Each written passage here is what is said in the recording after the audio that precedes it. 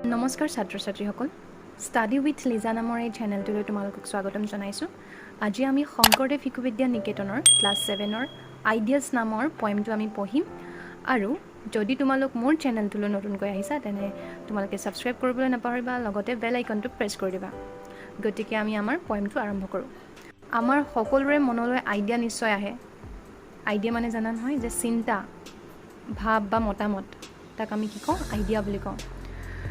কবি হৈছে Robert চুলাৰ। Robert চুলাৰে কৈছে যে ট্ৰিট আইডিয়াছ লাইক নিউ বৰ্ণ বেবিজ।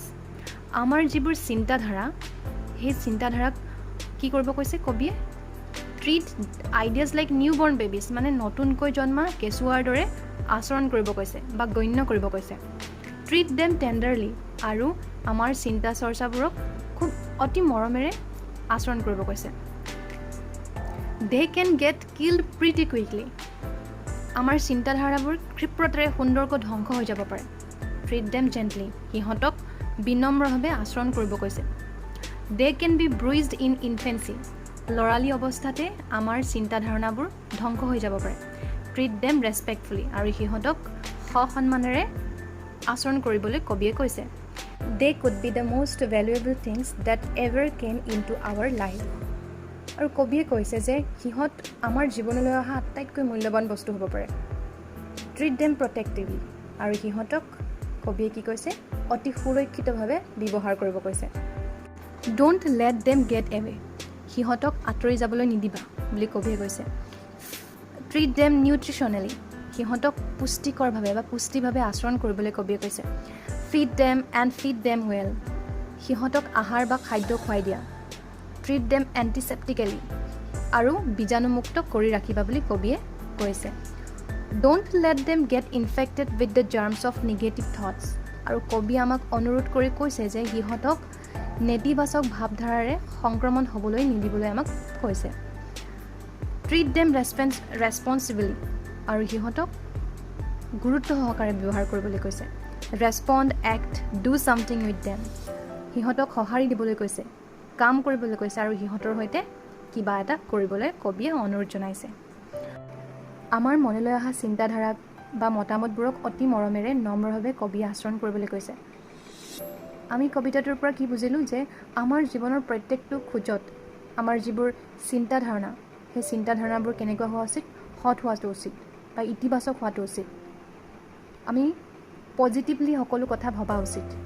যেতিয়া আমাৰ চিন্তাধাৰাবোৰ সৎ হ'ব, নেতিবাচক ভাৱধাৰাৰে সংক্ৰমিত নহ'ব, অৰ্থাৎ আমি যদি সেই আমাৰ চিন্তাধাৰণাবোৰক নেতিবাচক ভাৱধাৰাৰে সংক্ৰমিত হ'বলৈ নিদিওঁ, তেতিয়া নিশ্চয় আমাৰ জীৱনৰ বাটটো অতি সুন্দৰ হ'ব। কবিয়ে আমাৰ চিন্তাধাৰণাবোৰক নেতিবাচক ভাৱধাৰাৰে সংক্ৰমিত নহ'বলৈ এই কবিতাটোৰ মাধ্যমেৰে অতি সুন্দৰভাৱে আমাক বুজাই দিছে। আমি আমাৰ জীৱনত আগবাঢ়ি যাবলৈ হ'লে আমি নিজকে এজন সৎ ব্যক্তি হিচাপে গঢ়ি তুলিব লাগিব।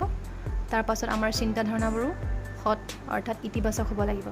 তেতিয়াহে আমি এখন সমাজত মূৰ দাঙি খুব গৌৰৱেৰে আগবাঢ়ি যাবলৈ সক্ষম হ'ম।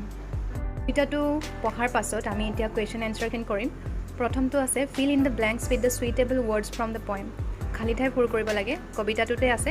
প্ৰথমটো আছে ট্ৰিট দেম, এইখিনি দেখিছা কবিতাটোত যে ট্ৰিট দেম টেণ্ডাৰলি প্ৰথমটো হ'ব। Then treat them gently, treat them respectfully, treat them protectively, treat them nutritionally, treat them antiseptically, treat them responsibly. এতিয়া 2 নম্বৰটোলৈ মন কৰা। All the lines in the poem are statements, 2 are exclamatory sentence, find out those. এই আটাইকেইটা lines বাক্য একোটা কি হয়? উক্তি হয়। 2 are exclamatory sentence, find out this, আৰু কবিতাত 2টাকৈ এক্সক্লেমেটৰী চেণ্টেন্স আছে। সেইকেইটা হৈছে ট্ৰিট দেম ৰেছপন্সিবলি, 2 নম্বৰটো হৈছে respond, act, do something with them. আমি কোনো এটা বাক্য এক্সক্লেমেটৰী বুলি কেনেকৈ ধৰিব পাৰিম? যেতিয়া নেকি বাক্যটোৰ পাছত এক্সক্লেমেশ্যন মাৰ্ক থাকিব। এক্সক্লেমেশ্যন মাৰ্কটো হৈছে এইটো, দেখিছা নহয়? এইটো দেখিলে গম পাই যাবা যে এইটো হৈছে এক্সক্লেমেটৰী চেণ্টেন্স। বিটো আছে find out the negative words in the poem. নেতিবাচক শব্দবোৰ লিখিব কৈছে কিতাপৰ পৰা। তোমালোকৰ কবিতাটোত দিয়া আছে সেইকেইটা নেতিবাচক ৱৰ্ড তোমালোকে লিখিব লাগে। কিলটো হৈছে নেতিবাচক, ব্ৰুইজটো হৈছে ইনফেক্টেড, জাৰ্মছ নিগেটিভ, এইকেইটা হৈছে নেতিবাচক ৱৰ্ড। চিটো চোৱা, what is the meaning of nutrition?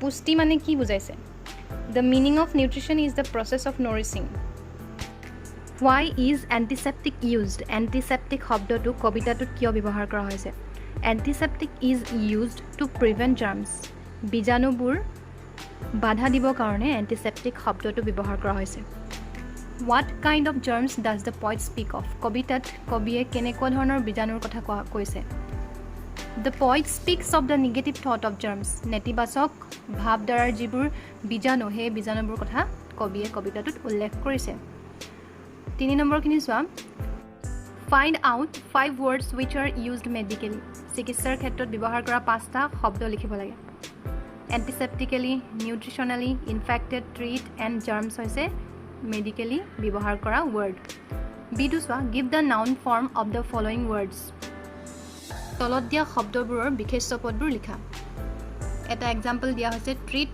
Treatment এতিয়া আমি লিখিব লাগে feed act inject protection valuable feed হ'লে ফুড হ'ব এক্ট হ'লে action inject injection protection to protect valuable to value working with language make a list of the adverbs use in the poem কবিতাটোত ব্যৱহাৰ হোৱা বিশেষণবোৰ লিখিব লাগে টেণ্ডাৰলি জেণ্টলি ৰেছপেক্টফুলি প্ৰটেক্টিভলি নিউট্ৰিশ্যনেলি এণ্টিছেপ্টিকেলি ৰেছপনচিবলি এইকেইটা হৈছে বিশেষণ LY যোগ হ'লে গম পাবা যে এইটো এডভাৰ্ব হয় 2 নম্বৰটো আছে write opposites of the following adverbs and make sentences of your own using the opposite adverbs এইকেইটা ৱৰ্ড হৈছে এডভাৰ্ব হয় বিশেষণ হয় এই ৱৰ্ডকেইটাৰ অপজিটবোৰ লিখিব লাগে কেয়াৰফুলি হ'লে কি হ'ব তাৰ অপজিটটো কেয়াৰলেছলি কুইকলি হ'লে শ্ল'লি ছফ্টলি হ'লে হাৰ্ডলি নেচাৰেলি হ'লে আৰ্টিফিচিয়েলি ৰেগুলাৰলি হ'লে ইৰেগুলাৰলি বল্ডলি হ'লে কাৱাৰ্ডলি এইকেইটা হৈছে ইয়াৰ বিপৰীত শব্দ